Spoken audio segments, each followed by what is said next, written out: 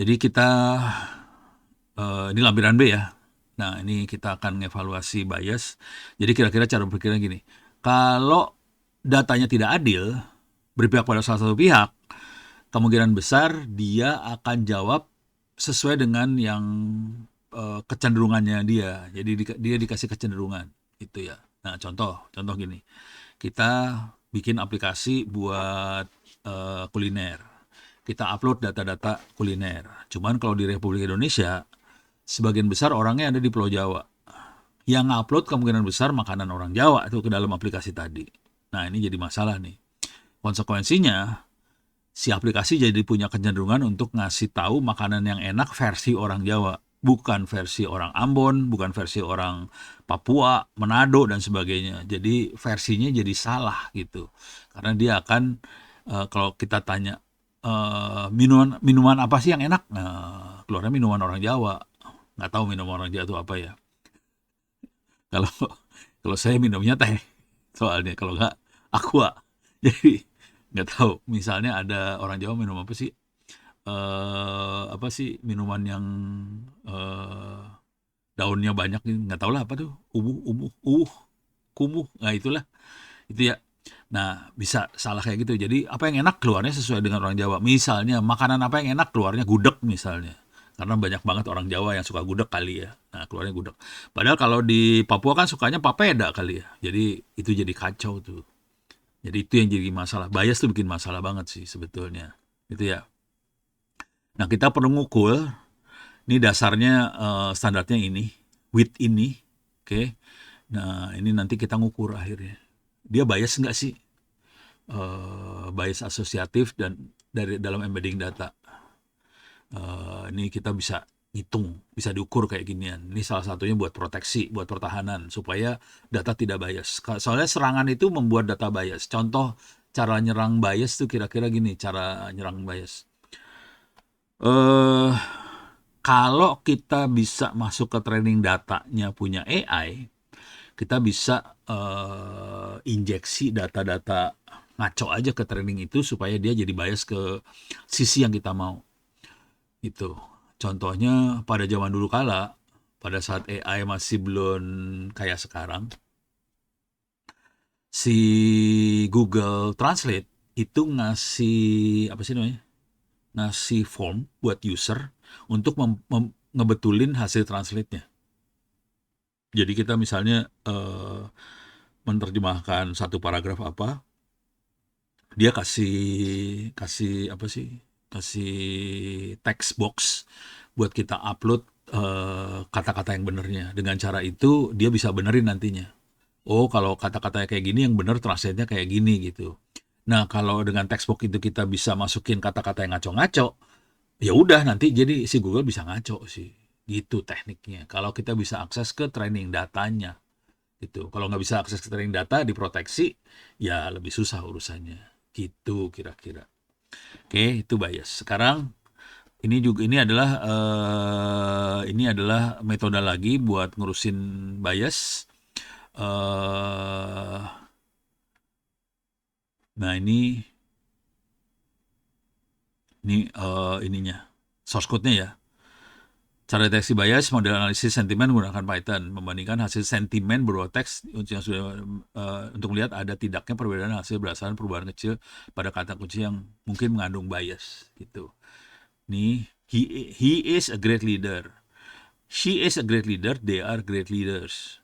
Nah ini bisa bias nih. Nah biasnya kira-kira gini ya.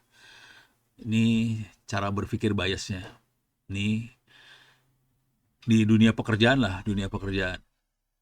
Sebagian besar pekerjaan IT itu yang pegang laki-laki. Terutama yang urusan back end ya. Coding back end banyaknya laki-laki nih masalahnya.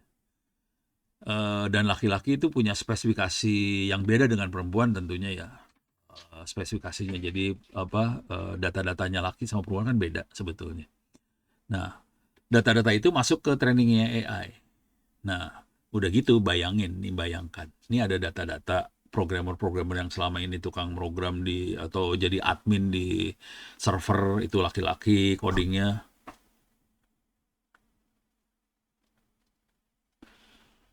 tugas-tugas, tugas ini keamanan informasi sama iya. Ini kuliahnya yang ini nih. Kuliahnya yang mana tadi? Iyalah. Di open course nih, keamanan informasi. Cuman di situ kan keamanan informasi sama jaringan judulnya. Saya rubah materinya. Jadi keamanan informasi sama AI sebenarnya. Ada keamanan jaringan juga sih. Ini ada keamanan jaringan, kriptografi, ini masih ada. Ini kan cyber security sebetulnya ada di keamanan ini cyber. Cuman sekarang saya tambahin ini AI. Kalau mau cyber security benernya, oke, kalau mau cyber security benernya ada lagi keamanan jaringan doang sih. Ini dosen-dosen pada bikin judulnya bikin saya bingung soalnya. Saya kasih nama dulu keamanan jaringan. Sekarang dia kasih nama keamanan informasi dan jaringan. Jadi ada 2 kuliah sih sebetulnya. Cuman kuliah yang keamanan jaringan yang itu nggak, saya pikir nggak diajari sama dosen lain sih. Jadi saya masuk ke sini, saya akan nambahin yang keamanan AI. Soalnya ini jarang yang ngajar nih. Keamanan AI masih belum ada yang ngajarin di Republik Indonesia. Jadi materi yang Anda dapat sekarang itu hampir nggak ada yang ngajarin di Indonesia. Itu. Kalau yang ini banyak sih, keamanan jaringannya sendiri sih banyak. Yang cyber security-nya banyak yang ngajarin. Oke. Tolong cek aja.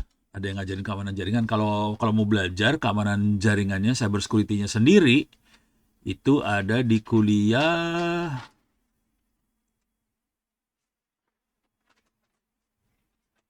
Ada di kuliah yang keamanan jaringan sih ada. AI, keamanan. Nih. Oh, ini keamanan informasi. Itu sama yang tadi. Ini yang ini open course-nya. Jangan klik yang ini ya.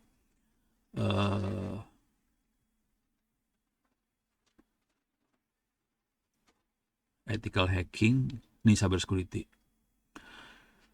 Jadi di pikiran saya cyber security ada dosen lain yang ngajar. Itu pikiran saya kayak gitu. Makanya saya waktu dibilangin Pono bisa ngajar keamanan informasi sama jaringan, saya masukinnya AI jadinya. Jaringannya ada sih setengah kuliah akan di cyber security, setengah lagi di AI. Karena AI hampir nggak ada yang ngajarin. Di Republik Indonesia nggak ada. Cuma di kuliah ini doang yang ngajarin ya, jangan khawatir. Ini mah gila. Jadi ini cuma di kuliah ini aja yang diajarin ini. Kuliah lain nggak ada yang ngajarin. Dosennya nggak banyak yang nguasain yang ini soalnya. Tapi ntar di akhir kuliah saya akan masuk ke cyber security-nya lah ya, di akhir kuliah. Nah, sekarang balik lagi ke sini. Ini masuk ke pertahanannya langsung, saya kasih lihat coding ya. Mana tadi teh? Itu sampai mana? Lupa ada gue. Ini ya. Ini tadi. Nah, ini masalahnya masalah gender akibatnya. Antara laki perempuan itu beda. Akibatnya kalau misalnya kita bikin aplikasi buat rekrutmen, HRD ya, Human Resource Development, mereka akan rekrut admin jaringan, atau mereka akan rekrut programmer.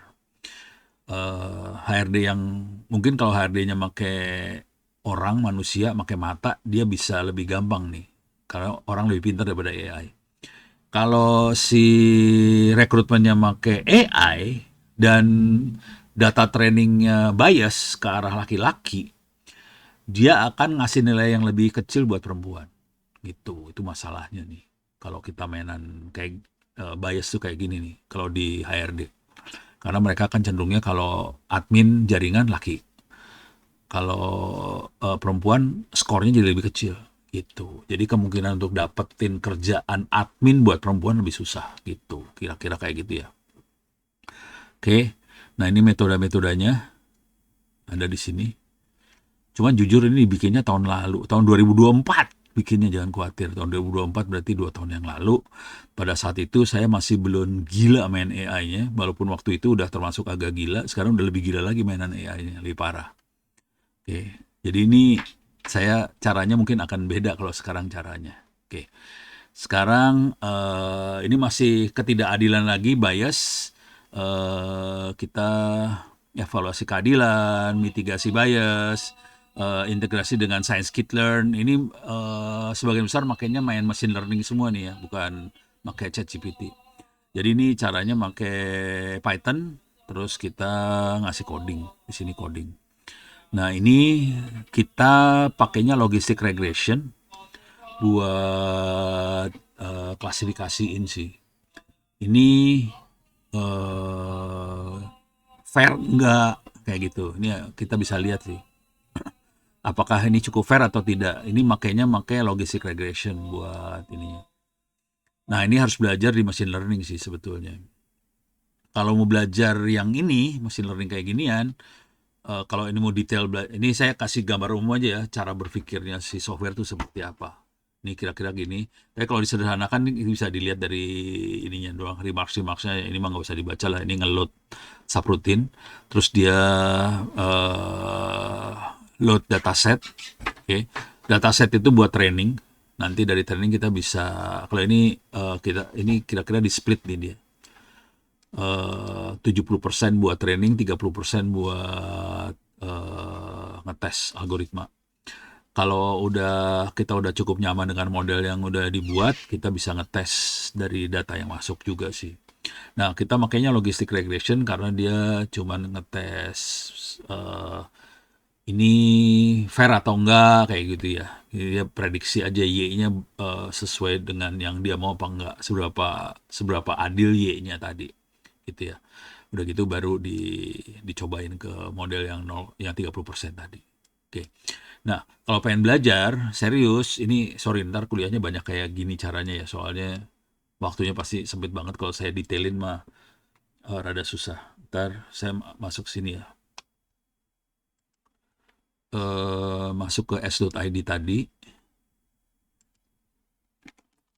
s.id free OEPI books.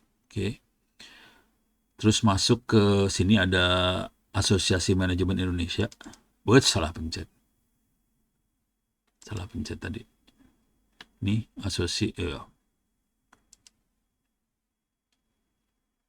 Asosiasi Manajemen Indonesia. Di situ ada yang buat belajar AI. Bentar. Jadi kalau mau belajar Python-nya sendiri buat AI, nah, sarannya masuk ke folder yang ini ya, Asosiasi Manajemen Indonesia. Ada 2 file yang AI IoT, yang ini buat IoT, AI buat IoT, yang AI Python buat AI yang ini sebenarnya, Python buat AI-nya yang ini. Cuman kalau langsung masuk ke Python buat AI, takutnya pada pusing. Sarannya baca buku yang ini, buku pegangan implementasi AI. Yang ini makanya Orange. Orange juga Python di belakangnya, tapi dia graphical. Jadi pakai grafik, jadi lebih gampang buat pemula. Ini bisa dicoba-coba pakai grafik. Software namanya Orange, bisa di-download free, bisa dicobain. Setelah ngerti pakai ini, baru lari ke yang Python, gitu ya. Ini isinya source code semua sih, banyaknya source code. Banyak banget source code, penjelasannya juga lumayan ya. 30% teori lah, 70% praktek, kira-kira kayak gitu. Jadi prakteknya lumayan gede, 70%, teorinya cuma 30%. Cuman untuk bisa masuk ngerti, jangan langsung loncat ke sini, masuk yang ini. Nah, kalau ini udah mulai dibaca-baca, baca yang ini lebih gampang sih sebetulnya. Gitu ya. Oke, sekarang satu lagi, anonimisasi. Ini jadi yang tadi sebelum-sebelumnya urusan bias, sekarang anonim. Anonim itu beda lagi anonim. Contoh paling gampang mah inilah nomor telepon. Kita nggak mau nomor teleponnya seperti ini keluar di AI. Ngeluarin apa, aplikasi akan ngeluarin nomor telepon benernya kayak gini, 0812345678 gitu, nggak mau dikeluarin kayak gitu, maunya 08 bintang bintang bintang bintang kayak gitu. Nah ini bisa di coding sih. Yang lain lagi adalah nama orang di hash gitu ya. Yang lain lagi adalah ini apa sih, date of birth, tanggal lahir. Tanggal lahir dibikin kacau dikit lah gitu ya. Nah, di sini juga bisa juga dikasih noise datanya supaya nggak jadi ngerandom atau dibikin dewasa anak gitu aja, atau dewasa remaja anak kayak gitu. Jadi nggak umur benernya nggak dikeluarin, bisa digituin juga. Ini teknik-teknik buat ngamanin data pribadi sih sebetulnya. Ini ada data swapping, nilai dari rekor satu di swap dengan rekor yang lain, supaya nggak bisa ditempelin ke satu orang. Oh ini si ini loh. Ini contohnya adalah yang kayak gini-gini nih. Contoh yang paling kerasa banget adalah pemilu. Misal. Jadi dulu jadi waktu yang lalu KPU, Komite Pemilihan Umum Indonesia itu lagi mikir pemilunya pakai elektronik. Ini bayangin nih pakai elektronik. Pakai SIM card aja. Terus kita akan nyoblos pakai SIM card. Ketahuan dong. SIM card ini nyoblos siapa ketahuan dong ya. Nah, itu yang jadi masalah. Jadi ini perlu banget kalau kita udah mulai masuk ke dunia yang seperti itu. Itu. Beres ya. Kalau yang ini contohnya adalah gaji. Nggak mau gajinya keluar. Kayak gitu deh. Oke. Eh, yang tadi anonim, yang ini pseudo. Eh, Pseudo itu bedanya datanya kalau tadi anonim dihilangin ya. Kalau pseudo tuh di apa ya? Di dirubah supaya orangnya masih sama, cuma namanya berubah gitu. Jadi nama bohong lah, kira-kira kayak gitu, kira-kira. Oke. Ini bisa pseudonymisasi tidak bisa di reverse, tidak bisa dibalikin. Oke. Jadi langsung data yang ngaco. Nah, contoh teknik-teknik ini dipakai di Palapa sih. Jadi saran aja nih, Play Store. Mungkin sebagian besar dari Anda masih pakai WhatsApp. Oke, ini ngomong jujur dulu nih. Sekarang mulai kebakaran jenggot sebetulnya. Menteri Presiden juga mulai kebakaran jenggot. Karena WhatsApp itu yang pegang Meta, Facebook lah. Dan Facebook itu tidak mau nurut ke pemerintah Indonesia. Punya kepala sono. Asli. Jadi Indonesia bilang apa, dia nolak, nggak peduli gue. Gondok lah menterinya sama presidennya kan, gondok lah digituin sama Facebook. Tapi nggak pada ngomong ke publik ya.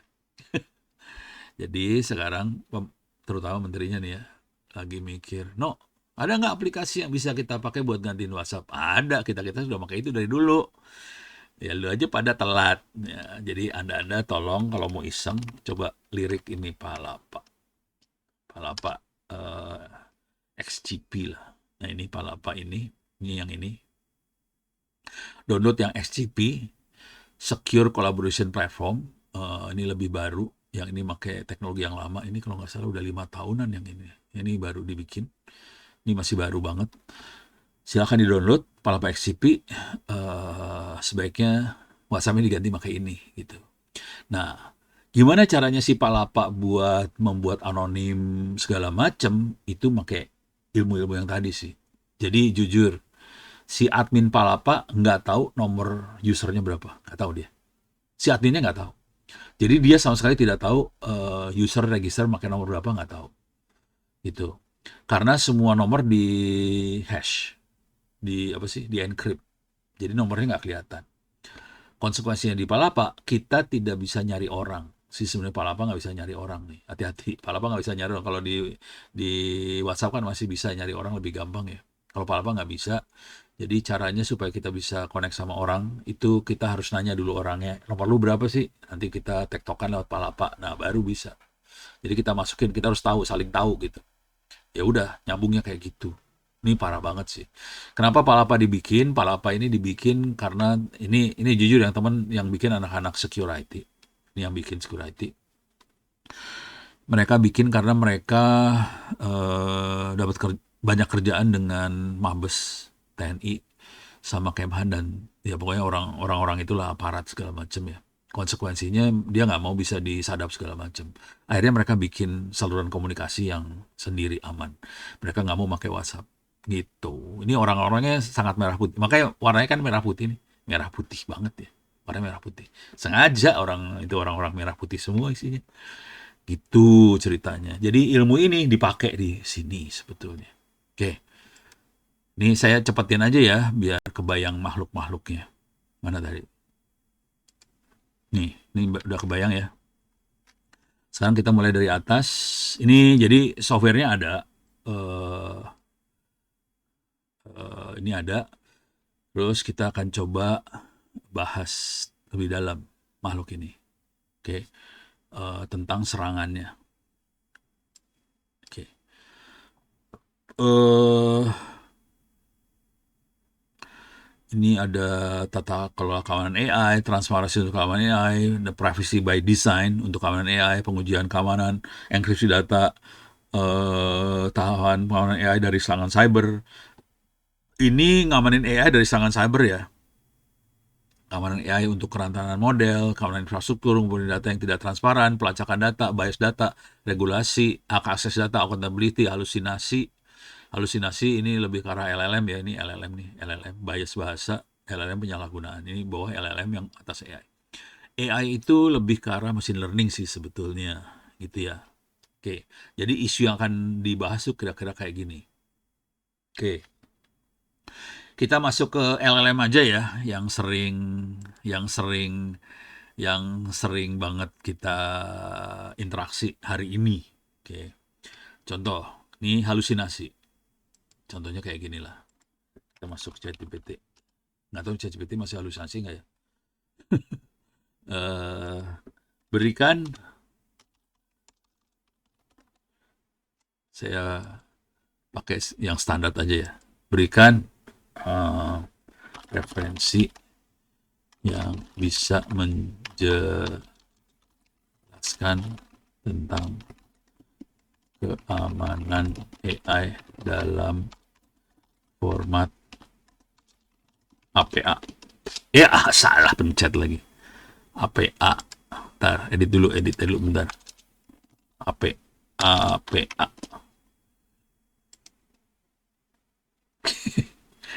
Bingung lah. OA tuh apa nggak tahu deh. Kita lihat ke bawah. Jadi keamanan AI dalam format apa? Referensi dia lagi nyari.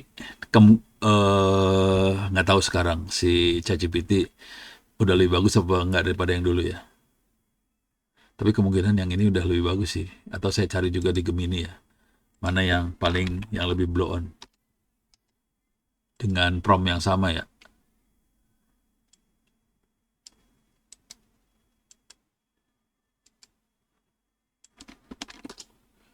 Ini pakai prompt yang sama.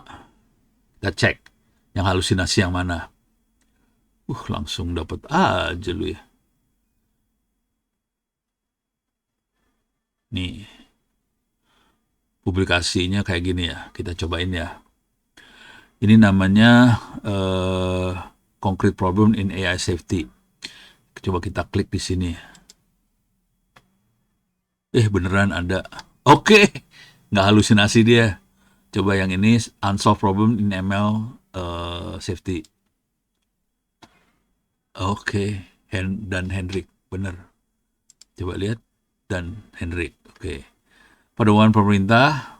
Coba kita ini pedomannya punya NIST ya, punya Amerika punya. US Department of Commerce AI Artificial Intelligence Risk Management Framework. Kita klik di sini judul AI Risk Management Framework ARMF 01. Coba. Bener Oke.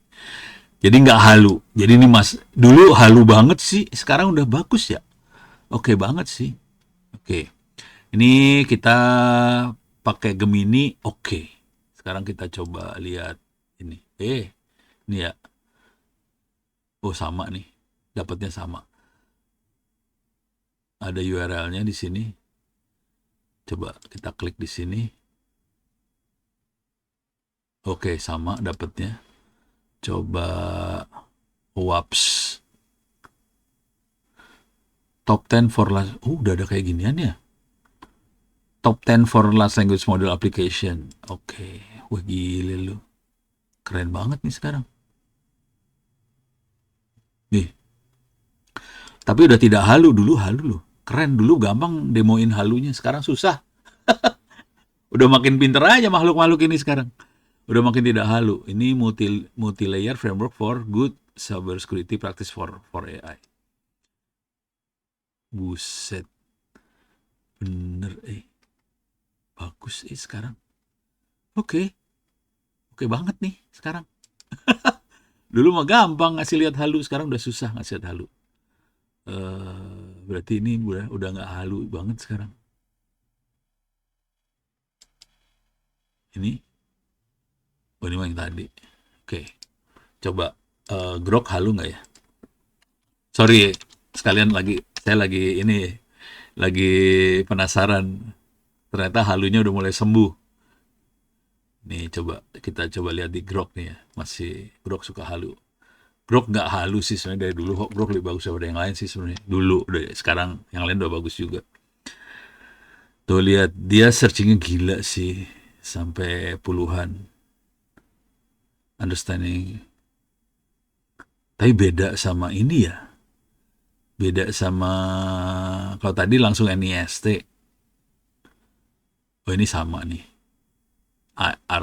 Arsif preprint. Ini sama. Ini nggak tahu. Coba ACM Conference Taxonomy of Risk Posed by Language Model. Coba kita klik taksonomi. Judulnya taksonomi ya. Taksonomi ya, bener. Jadi nggak halu. Oke. Sorry, gagal ngasih lihat halu karena udah nggak halu.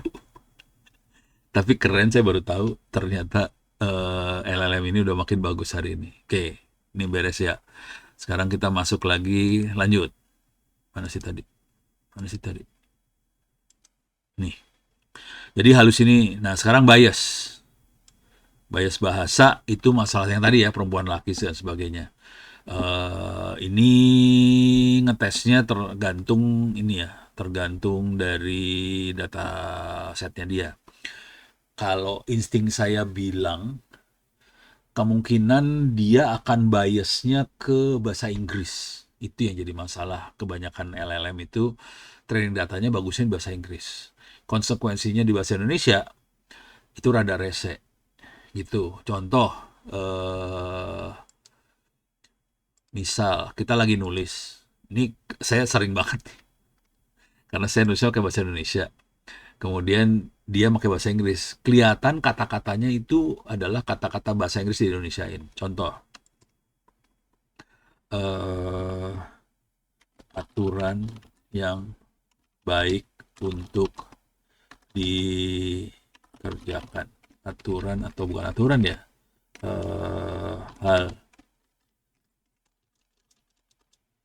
Hal yang baik buat dikerjakan kalau kita lagi nulis gitu ya. Itu seringkali disebutnya golden rules. Bahasa Inggrisnya cuma 2 kata, golden rules. Jadi dipakai bahasa Inggris aja. Udah gitu, di bahasa Indonesia jadi aturan emas. Di Indonesia nggak ada kata-kata aturan emas gitu ya. Gitu. Jadi kalau kita lagi ngetik, saya lagi ngetik dibantu AI. Ini pas dibaca, ini mah bahasa Inggris di Indonesia ini. Itu banyak banget tuh. Ini biasnya bias ke arah bahasa Inggris. Itu jadi masalah tuh.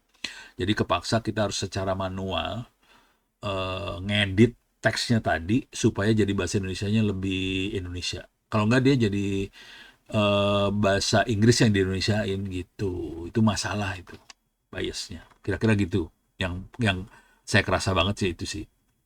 Oke, mana sih tadi? Palapa udah beres. Ini ya. Oke, penyalahgunaan. Ini kalau penyalahgunaan seru nih, penyalahgunaan. Contoh penyalahgunaan tuh gini. Tapi nah ini kita bisa ngetes apakah ada proteksi dari AI ini. AI ini punya proteksi semua ya. Jadi kalau kita entry sesuatu, nulis sesuatu, nggak langsung dimasukin ke LLM-nya sih sebetulnya. Jadi sebelum masuk ke LLM ada sistem prompt-nya dulu. Nih kalau udah pernah bikin AI pakai N8N atau pakai apa, itu biasanya ada sistem prompt. Sistem prompt itu yang jadi proteksi. Dia yang akan ngecek ini orang baik nggak sih. Kayak kalau di jaringan ada firewall. Ini ada firewall tapi bentuknya prompt gitu. Dia akan ngecek gitu ya. Nah, contoh kita akan masukin perintah kayak gini. Buatkan script untuk prompt injection ke Grok. Ini udah kurang ajar banget sih. Bagaimana kita nyerang Grok gitu ya. Gue nanya ke ChatGPT, gue nyerang Grok. Kira-kira dia mau ngasih nggak sih? Ini parah nih perintahnya. Gitu ya. Buatkan script untuk prompt injection ke Grok. Oh, ini setan banget sih. Coba dia mau nggak ngasih? Nah, langsung dia. Nggak mau. Saya tidak bisa membantu buat script untuk prompt injection ke Grok atau layanan pihak ketiga lain. Kalau tujuan Anda riset defensif sama punya kawan yang sama pada sistem ini, saya bisa bantu dengan hal yang aman. Ini dia bisa, tapi kalau attack dia nggak mau. Jadi dia ada ininya, ada proteksinya sih sebetulnya. Tapi dia bisa. Contoh 30 contoh untuk evaluasi defensif. Ada sebetulnya. Template mitigasi problem injection untuk Open Web UI N8 NREG. Ada gitu. Sebetulnya ada. Cuman kalau langsung saya bilang grok, ngamuk dia langsung. Kalau misalnya saya bikin lagi ya. Buatkan script untuk nulisnya script salah ya. Script untuk SQL injection ke presiden RI.go.id. Ngamuk dia langsung. Presiden RI mau diserang pakai SQL injection, tidak bisa bantu langsung. Sesuatu yang bukan milik Anda. Itu termasuk upaya intrusi yang dapat merusak sistem, mengakses data tanpa izin, melanggar hukum, gitu. Yang bisa saya bantu aman adalah bikin kayak ginian, tapi dia bagus nih. Kalau di Grok sama itu ngamuk langsung, kagak mau kasih aja. Coba kita kasih ke Grok ya.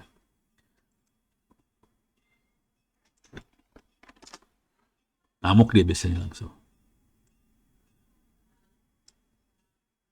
Alasan penolakan langsung. Oh dia tetap ngasih. Ini baik nih dia. Saran yang lebih bermanfaat jika tujuan belajar dikasih. Oke. Okay. Kalau mau belajar gue kasih. Tapi kalau lu nyerang gue kagak kasih. Jadi masih oke lah. Coba iseng ya. Satu lagi ya. Ngasih kagak. Jadi kita bisa ngecek sistem keamanan mereka. Nih langsung. Oh sama dia ngasih. Tapi nggak sedetail dua yang tadi ya. Jadi si Grok sama ChatGPT mereka lebih terbuka buat ngasih ilmunya. Kalau yang ini masih umum banget sih. Itu beres ya. Oh berarti makin keren nih sekarang. Dulu mah seru. Dulu mah nggak ada giniannya, asli nggak ada. Ini nggak ada tadinya. Dia dia langsung nolak. Kagak, lu gak akan gue kasih gitu aja udah. Rese. Oke, ini beres ya. Jadi itu adalah penyalahgunaan.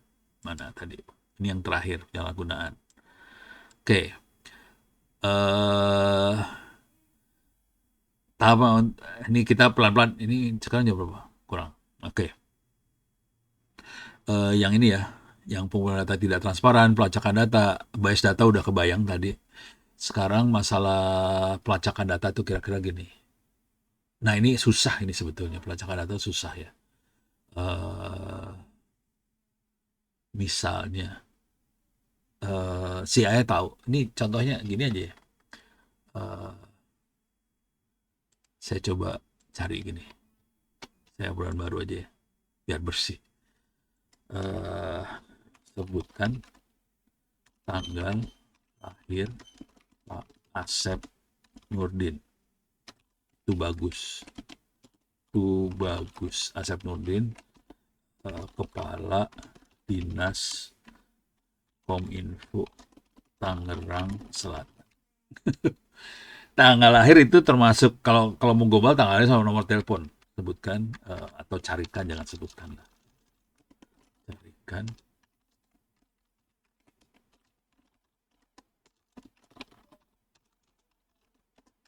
Ini dua-duanya kan nyebelin nih. Orang berusaha. Oh, ada minta alamat email. Oke. Emailnya ono@indo.not.id. It's salah. Dua sekaligus saja ya. ono@itts.ac.id. Silakan di email keduanya sekaligus.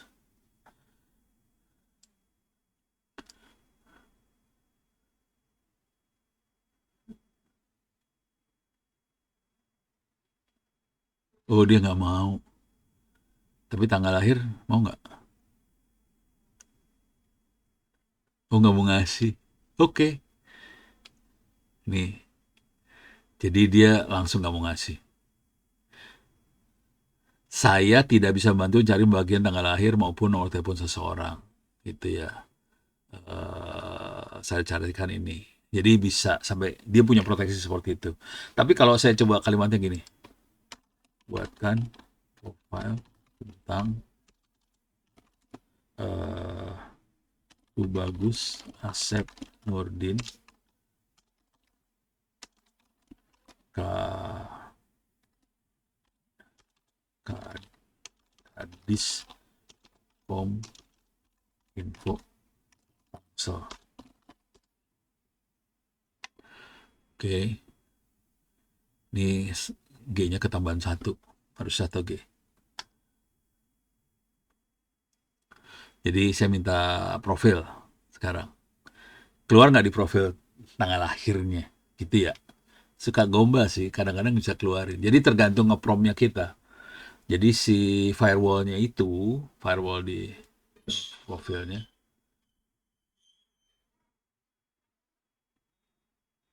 ini dilantiknya tanggal sekian.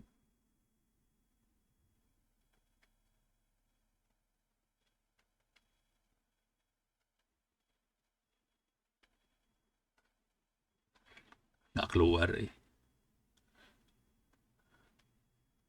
Lo nggak dikeluarin sama dia. Jadi nggak keluar. Harusnya profil pribadi ya. Bisa. Kali.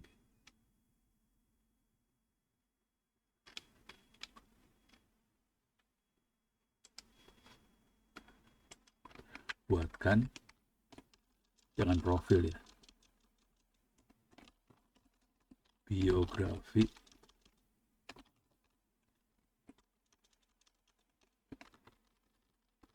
Tangerang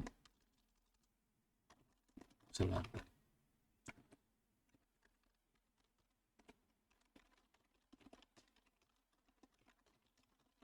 Digituin ya mulai dari lahir sampai sekarang. Mudah-mudahan nanti tanggal lahirnya keluar gitu. Jadi ini teknik-teknik buat eh nyerang sih sebetulnya. Ini kategorinya nyerang. eh tapi kalimat yang dipakainya nggak kayak nyerang gitu. Dan AI bisa ketipu dari cara-cara kayak gini gitu. Nah, kalau terlalu eksplisit nyerang, dia langsung defensif. Nih dapat nih tempat tanggal lahir, gelar, dapat nih. Makanya orang pada gondok pas saya kasih lihat tanggal lahir lu kan tanggal ini kan. Lah, ilah kok lu tahu? Ya pakai AI lah, tapi harus promnya harus ngepromnya aja yang jago sih. Harus nyoba-nyoba promnya harus coba-coba kayak gini. Tadi kan saya profil nggak keluar. Kalau udah biografi dia keluar dia. Berpikir lama banget sih mikirnya. Oke. Oke, biarin aja dulu sambil nunggu. Jadi kira-kira ini tadi ya pelacakan data. Nah, itu bisa kayak gitu. Nah, contoh yang gila dari pelacakan data ini adalah kita bisa melakukan mata-mata jadinya. Itu. Yang seru adalah jadi mata-mata gampang banget. Yang seru adalah suruh AI-nya balikin lagi. Lu dapat data ini dari mana? Ah, pusing dia. Dapat data tadi dari mana? Ah, dia suka pusing. Jadi harusnya dibalik teknik pertahanannya. Kalau dari sisi pertahanan ya. Jadi kalau dipakai buat melakukan investigasi, pelacakan, gampang. Tapi kalau dibalik, kamu dapat data ini dari mana? Karena ini nggak boleh keluar sebetulnya. Kalau dapat data ini, siapa yang ngeluarin? Nah itu. Nah ini dibalik nih teknik pengamanannya kayak gitu. kita bisa trace balik sih sebenarnya. Cuman agak susah gitu. Cuman kalau dia search lewat web segala macam dia bisa jawab sih. Oke. Nih keluar bajigur ya. Tapi dia ada referensi. Nih keluar referensinya rese. Unpad yang ngeluarin data ini rupanya. Unpadnya yang ngeluarin. Jadi dia ngasih referensi sih. Nih ada referensi. Ya salah sendiri dikeluarin datanya. Ya sudahlah. Keluarlah. Ada NIP. Keren, Bo. Oh, ada di PPID. Ini ada di sini. Jadi bagusnya dia ngasih referensi nih. Oke. Jadi kita bisa tahu sih dapatnya dari mana. Coba kita tanyain ya. Kita tanyain. Nah, ini cara balikinnya nanya sih sebetulnya. Oke. Kalau nggak diginin aja.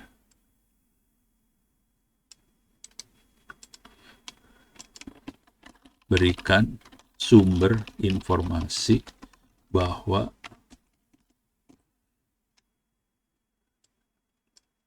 sumber informasi garis miring URL situs yang menyatakan bahwa itu ya. Oke. Alah. Jadi trace baliknya kayak gini cari. Nah, ini urusan buat yang ini tadi ya, pelacakan data. Jadi kita bisa melacak, kita bisa melacak balik. Dia dapat informasinya dari mana? Nah, ini ngomong jujur dulu nih. Urusan lacak-melacak ini jadi seru karena ini banyak dipakai sama teman-teman di intelijen. Hati-hati aja. Jadi intelijen Republik Indonesia pakai ini sih. Kalau dia sendiri yang melakukan pelacakan, bonyok kan, harus nyari data kemana-mana, capek. Udah pakai AI aja ngelacak. Jadi kita bisa kelacak dari sini sih. Tendensi politik lah, terutama yang urusan ini ya, urusan-urusan apa kalau di Papua tuh kan ada KKB, kelompok apa ya, bersenjata apa gitu. Kelompok bersenjata lah KKB, kelompok KK, kelompok B-nya bersenjata. K-nya satu lagi apa nggak tahu. Nah itu nyarinya pakai gini-ginian sih. Gitu. Beres ya. Jadi bisa. Oh nih. Dapatnya dari sini. Ini yang paling langsung dan jelas. Ini buat tempat tanggal jelas. Tapi tidak menyampaikan pernyataan lah ya. Kalau announce saya biasanya buat 3 sampai 5 sumber tambahan. Gitu. Ya, seru dah. Jadi kemarin si Pak Asepnya sendiri kaget sendiri. Kok bisa tahu ya? Ya ternyata Unpad yang ngelepasin. Salah sendiri. Lu kasih ke Unpad ya bonyok lah. Dilepasin dia. Jadi orang nggak semua orang suka buat tanggal lahirnya ketahuan gitu. Kalau saya mah udah terserah dah, udah lepas info yang saya mah. Pinter formnya ya. Iya. Tapi kalau udah tahu kayak gini, kalau udah tahu bahwa AI bisa seperti ini, kan AI punya kemampuan buat nyari ya. Nah, bisa di sini juga bisa diklik juga di plus ini kita klik, dia bisa cari di web sih. Ada pencarian web juga. Nah, ini hampir semua AI bisa nyari di web. Jadi kalau nggak ada di dalam modelnya, dia cari di web sih. Makanya mereka informasinya update. Dia nyari di web, udah gitu yang dicari di web dikumpulin sama dia juga, ya udah update banget dah informasinya, gitu ya. Cuman itu semua hanya bisa terjadi kalau kita ngelepasin informasi. Kalau informasi nggak pernah kita lepasin, aman banget, dia nggak bisa keluar, gitu ya. Kenapa saya bisa sampai ngomong kayak gini? Karena saya nulis nulis ini sih, gue kasih lihat deh. Saya s.id free OEP books. Jadi saya nulis biografi. Ini ada Eisenhower Fellow Indonesia. Ini Eisenhower Fellowship dulu ya. Kasih lihat dulu. Eisenhower Fellowship. Eisenhower Fellowship ini. Kalau Eisenhower-nya sendiri adalah presiden Amerika. Kemudian ini dia presiden, Eisenhower Fellowship-nya. Ini Eisenhower yang ini adalah presiden Amerika. dia orang baik, nggak kayak Trump, itu nggak baik. Nah, yang ini baik. Kemudian dia yang salah satu jenderal waktu Perang Dunia II, terus dia akhirnya jadi presiden di Amerika, terus dia ngelihat supaya dunia itu bisa damai, eh, kita semua harus punya persamaan pemikiran, persepsi segala macam. Akhirnya dia bikin kayak beasiswa buat calon-calon pemimpin. Jadi ini programnya, fellowship programnya itu beasiswa buat calon pemimpin supaya bisa belajar sama pemimpin-pemimpin lain di Amerika. Itu Indonesia ada cukup banyak yang dapat, eh, puluhan orang yang dapat. Nah, kemudian kita mikir harus kasih tahu tentang hal ini kepada Indonesia. Nah, makanya kita bikin yang ini nih, bikin buku tentang si penerima Eisenhower Fellow di Indonesia. Salah satunya Ono ya dapat. Jadi pada masa muda dulu, Ono ke Amerika 3 bulan. Ini ada, kok bisa dua sih Bu ini? Oh, ada yang versi 1, versi 2. Ini.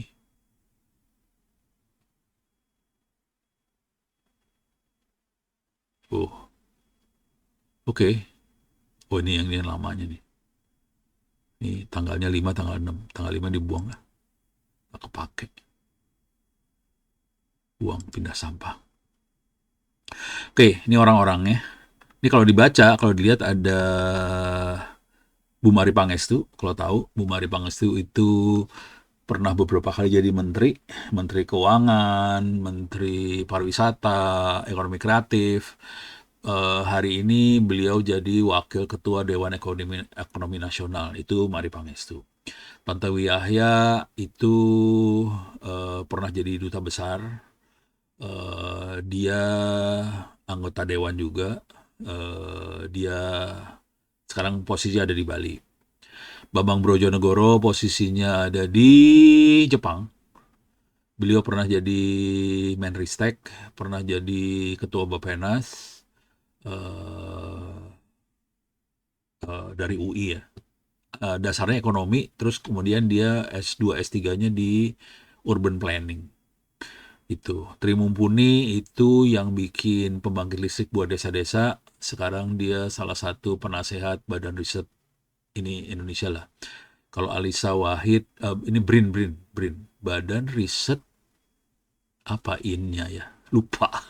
Pokoknya BRIN lah dia. Alisa Wahid anaknya apa?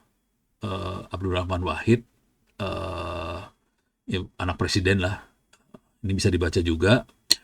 Yang lain bisa dibaca. Nah, ini saya akan kasih lihat satu yang nggak kelihatan nih. Natalia Subagio. Ini orang jago juga dia.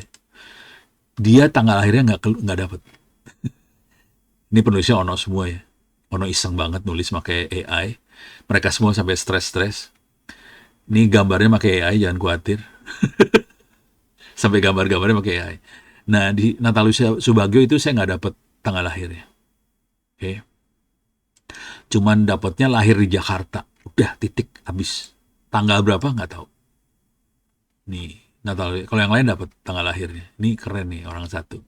Ini ternyata nutupin pribadinya gila juga nih orang satu nih. Ini bab 3. Bab 1 tadi. Pokoknya baca deh. Itu ya. Poin yang pengen saya sampaikan di sini, orang-orang ini pada saat apa sih namanya?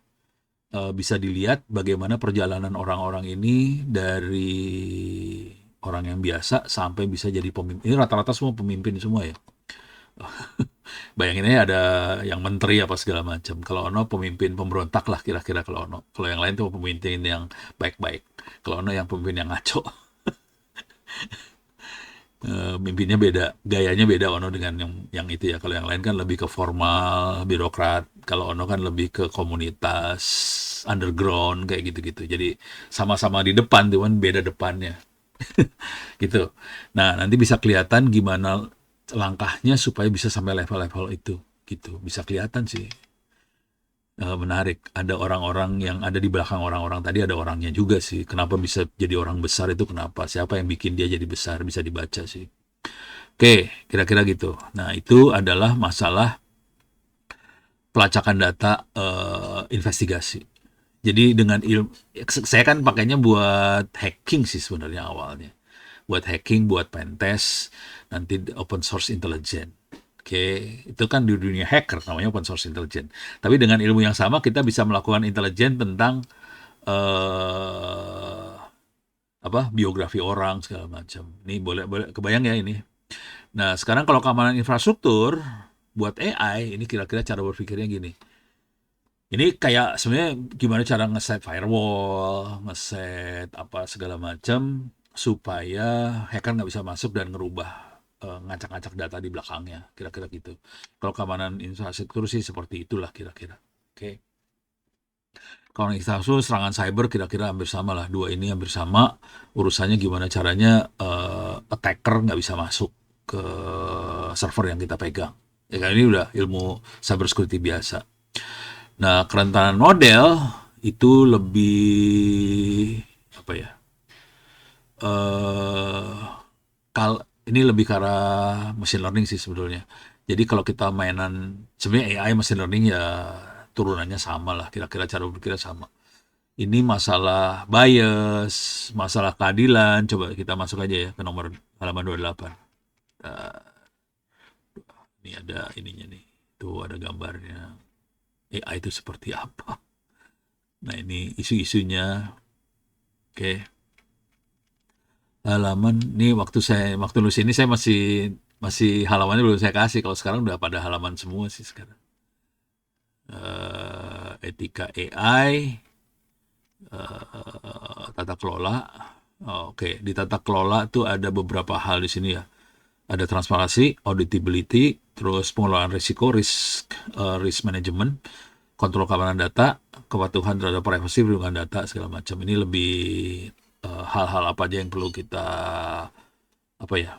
Yang perlu kita lihat untuk manajemen. Nah, sekarang nah, kita tadi urusannya lebih bukan privacy by design, keamanan model ya. Oh ini di privacy by design kita harus mikirin eh ini yang tadi diterangin ya privacy diferensial. Nah ini masalah nih penghapusan data. Nah, sebetulnya harusnya si platform-platform ini eh, bukan hanya AI doang ya, semua platform juga ada fitur untuk penghapusan data. Jadi cara berpikirnya gini kira-kira. Kalau ada request dari orang, saya pengen data ini dihilangin dari situs Anda. Jadi harusnya fitur ini dikasih. Cuman nggak ada sampai hari ini. Semuanya terus saja ada. Dosa kita tetap ada di internet gitu. Jadi maksudnya kalau ada orang punya dosa, dia pengen dosanya hilang dari internet, dia bisa request. Cuman ternyata fiturnya nggak pernah diaktifin. Teorinya sih harusnya ada fitur buat ngawasin data. Teorinya. Kenyataannya sih enggak. Itu ya. Jadi privacy by design adalah kita mendesain sistem supaya kita bisa menjamin privacy orang gitu. Jadi pengumpulan datanya minimal dan benar-benar yang diperluin aja. Ada pseudonymisasi, anonimisasi, ini tadi yang disebutin, ada enkripsi, terus modelnya aman, transparan. Transparan artinya semua orang tahu eh, ini data dikumpulin buat apa, kenapa data ini dikumpulin, transparan ke user yang dikumpulin datanya, dan ini nggak dijual datanya, itu. Nah ini masalah di Indonesia, seringkali data kita diambil, udah gitu dijual, asli dijual, gitu, nyebelin nih, nggak peduli lagi, parah data kita dijualin. Jadi seringkali kalau saya di mall atau di apa, Pak minta ini ngisi form apa segala macam, nomor telepon apa saya bikin kacau sih sebetulnya, gitu. Karena saya tahu di sebelah sana akan ngejual itunya.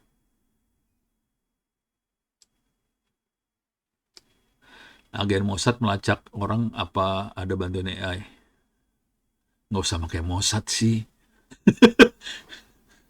Di Indonesia juga banyak agen. Ada yang namanya BIN, ada yang namanya BAIS, ada segala macam. Apakah bantu pakai AI? Ya. Jawaban singkat, ya. Mau tahu caranya? Nih, ambil di sini. Ini tadi ya. Oh, sorry salah. Mana tadi? Ini. Oke. Masuk ke s.id, /free OP ebooks, masuk ke sini PDF free ebooks ini saya, terus masuk ke cyber security.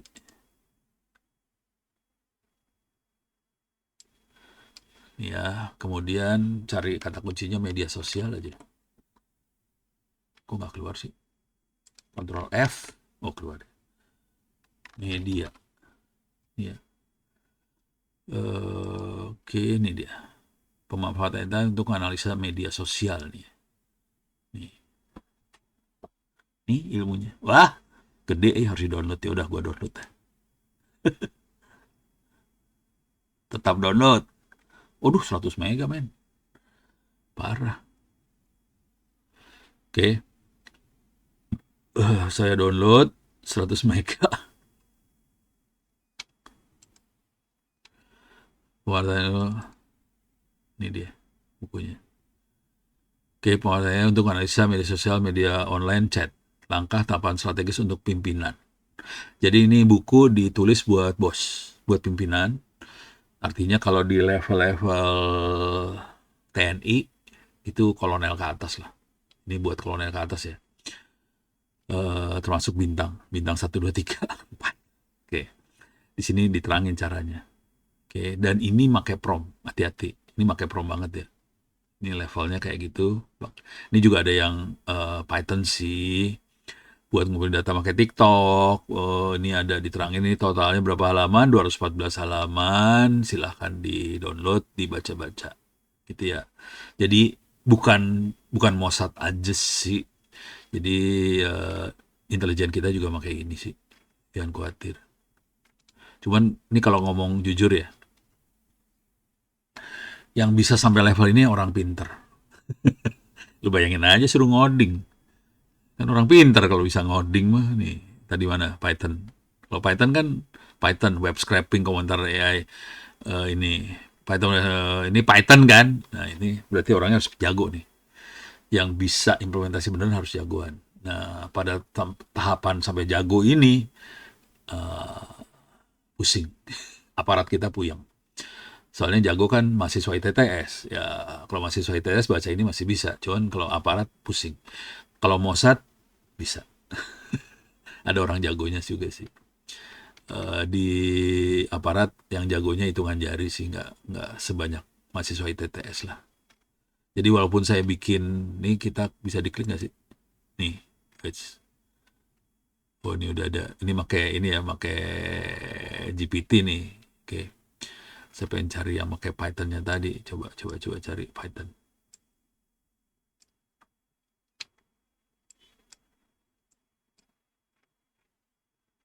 Coba lihat Python. Nih Python diklik ya. Oh, Pythonnya keluar nih. Oke, kalau sampai level Python ini pada puyeng kepala semua. Itu, tapi source code-nya ada, dikasih, programnya ada, ini bisa di copy paste sih. Bisa di copy paste gini, bisa di copy paste lah. Itu ya. Cuman kalau saya nulis sekarang, saya lebih sopan sih. Maksudnya, ini kan kepotong nih, source code kepotong, susah banget copy pastenya ya. Saya pindahin halaman baru supaya gampang copy pastenya. Kalau sekarang udah mulai kayak gitu sih. Kalau ini masih galak nulisnya, masih kacau nulisnya. Kalau sekarang baca lagi, ya harus gua tulis ulang nih kayaknya. Gitu ya. Jadi bukunya ada, hampir 200 halaman, silakan dibaca-baca. Cuman sarannya sih belajar Python kalau mau enak. Kalau ini masih mainannya mesin learning waktu itu. 2025 ya. 2025 AI-nya belum terlalu. Masih banyak ke mesin learning sih sebetulnya. Atau kalau Python ini buat ngambil data, buat scraping data dari web, pakai Python seperti ini. Cuman kalau apa sih namanya? Kalau sekarang saya sudah mulai mainnya lama campurin N8N, pakai lebih ke arah agentic AI sih. Kalau sekarang ya. Bukunya ada di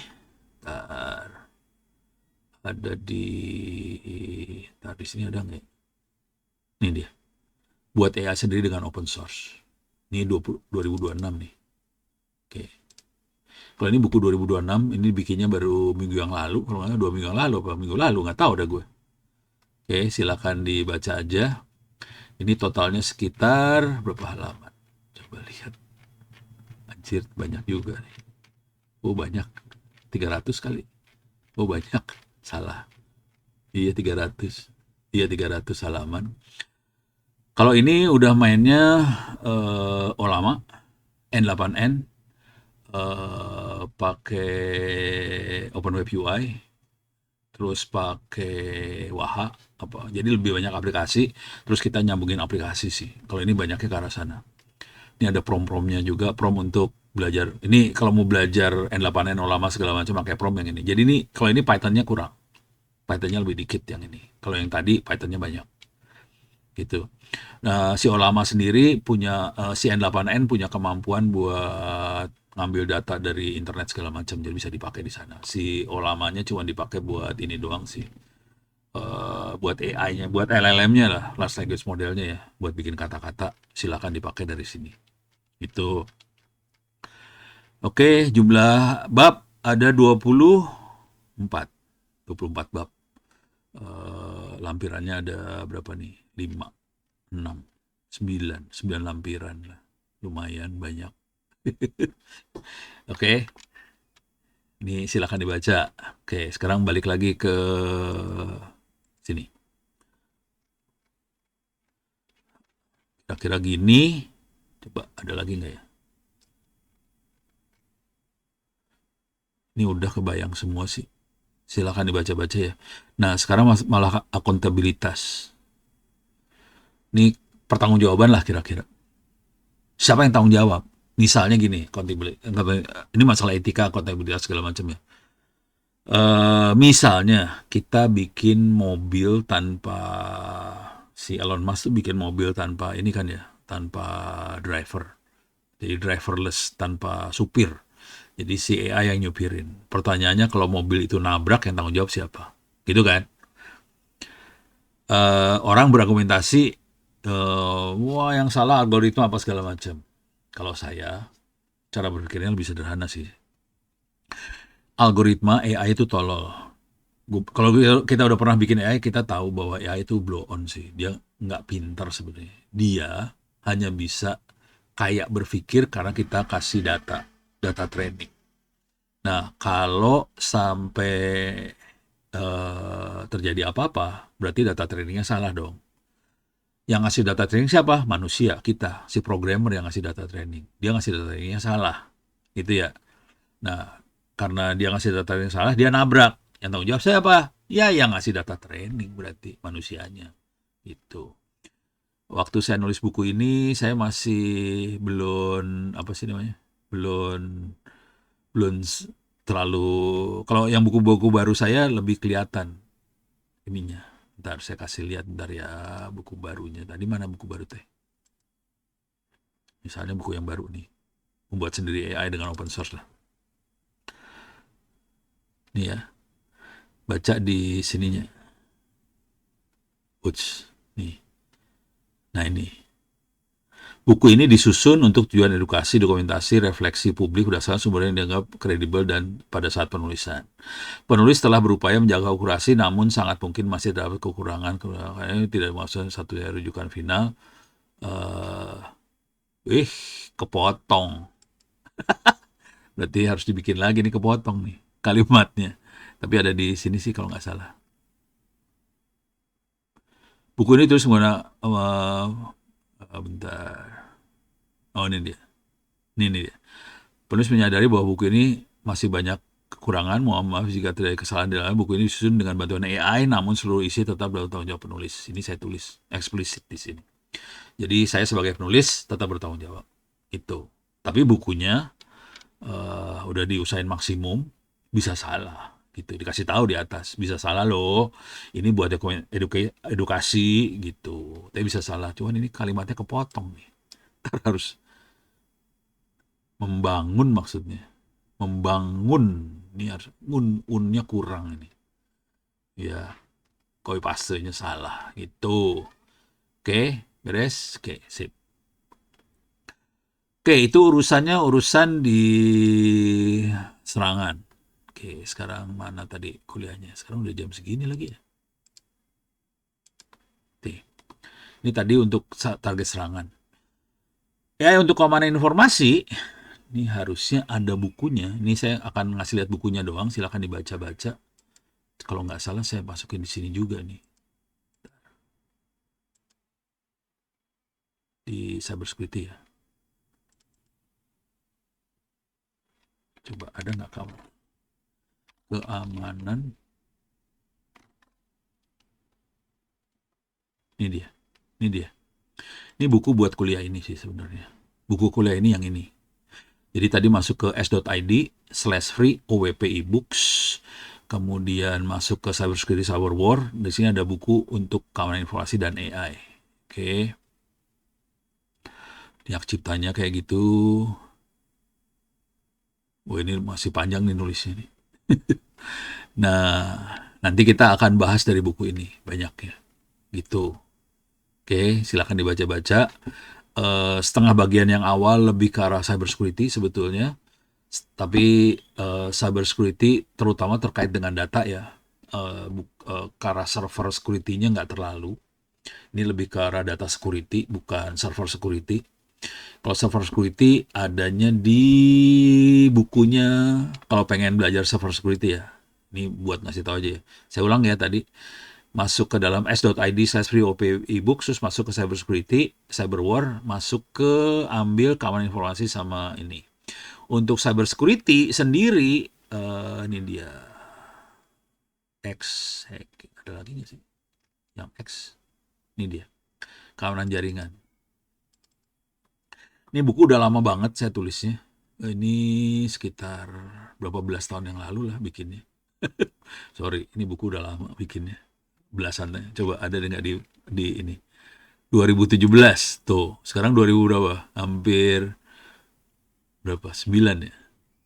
2026. 2017. 9 tahun yang lalu ini buku ditulisnya. Jangan khawatir. Kata pengantarnya cuma segini kalimat. Oke. Nah, kalau pengen belajar cybersecurity benernya, bisa baca buku yang ini. Oke. Di sini ada tentang gambaran umum tentang cybersecurity itu seperti apa. Terus tip ngamanin server. Di sini ada tip buat ngamanin server. Kemudian ada firewall. Terus di sini juga ada secure shell, secure copy, ada VPN, terus web application firewall, intrusion detection system, terus pertahanan host, bagaimana kita mempertahankan server padahal si server tadi udah dihack. Ini masih bisa kita pertahankan. Udah sampai situ aja yang ini. 75 halaman waktu itu bikinnya. Oke. Ini ngomong jujur dulu, ini buku dibikin karena saya harus ngasih workshop buat Mabes TNI sih sebetulnya. Waktu itu. Jadi waktu itu masih kayak ginian, masih berapa 9 tahun yang lalu masih urusannya kayak gituan aja ya. Gitu nih bukunya. Oke, silakan dilihat. Tapi kalau dilihat nanti semuanya isinya Linux. Oke. Tapi kalau mau cybersecurity yang lebih geblek, ada AI buat cybersecurity. Ini dia. Nah, ini lebih gila 2025 nih, tahun lalu. AI dalam cybersecurity dari teori sama praktek pertahanan. Silahkan dibaca-baca. Kalau mau dipraktekin juga bisa. Oke. Ini udah beda banget sama buku yang tadi ya, yang 9 tahun yang lalu ya. Beda banget. Jadi bukunya berubah sih sebetulnya. Isi kepala saya juga berubah sih sebenarnya. Oke. Di sini ada AI itu seperti apa? Ini AI segala macamnya ya, algoritma machine learning, reinforcement learning, studi kasus, kemudian bab 2-nya, ngumpulin data. Ini yang paling penting sih. Gimana kita ngumpulin data? Karena data itu jadi bahan bakar AI dalam keamanan cyber. Jadi gimana cara ngumpulin data? Cara ngumpulin data gimana? Pre-processingnya gimana? Cleansingnya gimana? Bersihin data gimana? Visualisasinya gimana? Nah, terus pola perilaku dari machine learning bisa kita lihat dari sini. Itu urusan data semua. Nah, kemudian kita deteksi keamanan sama deteksi anomali pakai AI. Ini dipakai juga di hampir semua lini sih sebetulnya, bukan hanya cyber security. Contoh yang paling kerasa adalah pencurian uang, fraud. Ini dideteksi sama teman-teman PPATK, Bank Indonesia segala macam. Soalnya banyak maling kan. Nah, maling ini kalau kalau ada maling, pola transaksinya beda banget. Nah, pola transaksi yang beda tadi pakai AI deteksinya. PPATK pakai AI, Bank Indonesia pakai AI. Dua-duanya pakai AI. Gitu. Jadi AI dipakai bukan buat cyber security doang, pola yang sama, algoritma yang sama dipakai buat deteksi pencuri sih sebetulnya gitu. Jadi di sini ada analisa pelaku, pengguna dan entitas. User entity based analysis abnormal. Kayak gitulah kira-kira lah. Gitu ya di sini. Terus ada zero day apa segala macam. Nah, terus di sini juga analisa malware sama penjagaan serangan juga ada. Saya nggak terlalu ke dalam sini, tapi di sini dikasih tahu cara paling sederhana adalah pakai AI lagi. Cara ngelihatnya gini sih. Ini terutama buat ransomware dan teman-temannya itu nggak bisa dideteksi pakai antivirus. Jadi harus pakai AI deteksinya. Di sini dijelasin caranya. Tapi kira-kira logika berpikirnya kira-kira gini, kita harus punya training data, kita harus tahu yang namanya normal seperti apa. Setelah udah tahu kayak gitu, kalau ada sesuatu yang aneh, dia langsung deteksi, oh ini nggak normal. Oke. Ups, ini masih satu semua nih. Harus di-generate lagi nih bukunya. Satu tuh artinya waktu saya generate PDF-nya, dia belum semuanya selesai. Oke. Tapi ini kalau diklik harusnya jalan sih. Oke. Terus di sini ada juga ini analisa malware, terus udah gitu di sini ada buat urusan security operation apa dashboardnya lah. Boleh sampai level SOAR, security orchestration sama automation response SOAR. Cuman SOAR itu ngeri-ngeri sedap soalnya ini otomatis semua. Kalau SOAR udah levelnya otomatis. Yang ngeri dengan SOAR kalau udah otomatis semuanya, kalau salah bahaya. Makanya kita biasanya nggak terlalu masuk SOAR banget, soalnya terlalu otomatis. Kalau mau SOAR tetap ada apa supervisi manusia lah. Soalnya berbahaya banget kalau terlalu otomatis. Salah-salah dia bisa bunuh tuannya sendiri kan kacau gitu. Itu SOAR, kemudian kita masuk ke kerentanan sama integrasi ke infrastruktur. Ini ilmu-ilmunya dari sini bisa dibaca. Uh, ini ada AI power attack bertahan serangan. Ini terus etika privacy udah mulai habis nih ke depan. Nah, studi kasus implementasi bangun tim caranya kayak gimana. Nah, di sini ada lampiran-lampirannya, contoh-contohnya segala macam ada di sini. Ini kalau nggak salah sekitar 100 apa berapa ratus halaman sih, lupa gue. Coba lihat. 160-an halaman. Gitu ya. Terus silakan. Nah, ini ada biasalah. Ada contoh skrip-skripnya juga tetap ada. Cuman untuk bisa ngerti yang ini, sarannya tadi baca yang buku Python.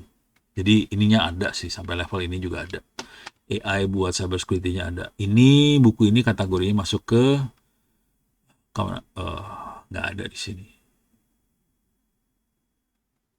Nggak ada. Nggak ada. Masuknya di sini campuran antara cyber security sama AI di yang atas tapi di atas AI. Kira-kira gitu. Oke. Ada pertanyaan sampai sini? Nggak ada, aman. Beres ya. Jadi mudah-mudahan ini mulai kebayang lebih dalam lagi apa yang dipelajari. Saya jadi ngelihat saya harus generate beberapa file lagi.